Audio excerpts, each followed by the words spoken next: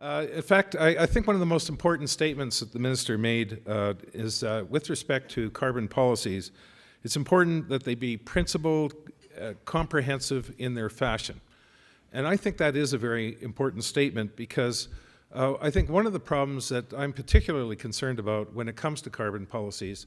is that we could set up some very elaborate systems, whether it's cap and trade or, as you know, Minister, I did one time write a little paper on carbon taxes. But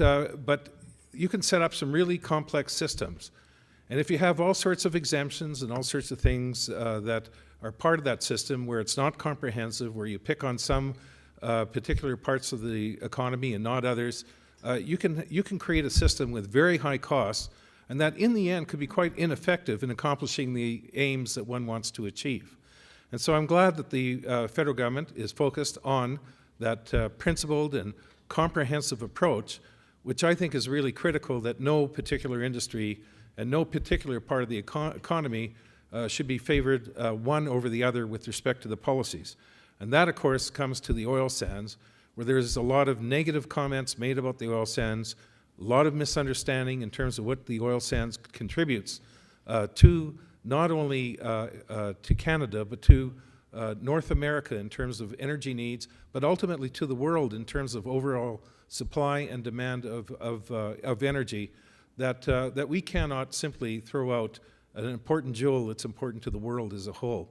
And if we take a comprehensive and principled approach, that comprehensive and principled approach would tell us that the oil sands is a critical element of our energy supply, and that whatever environmental policies they apply to and the compliance by the industry to do so, that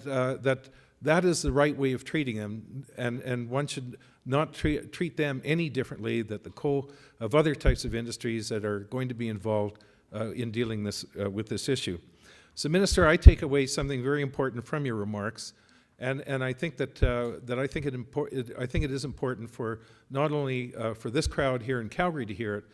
but for Canada and for the rest of the world to understand the importance of an effective policy that minimizes the economic costs associated with that policy. So thank you, Minister, today for coming. I want to thank all of you for coming today. Again, thank you to Morneau Sebeco for your sponsorship and to all the other sponsors of today's event. And we look forward to seeing you at our next School of Public Policy event and Haskayne School of Business event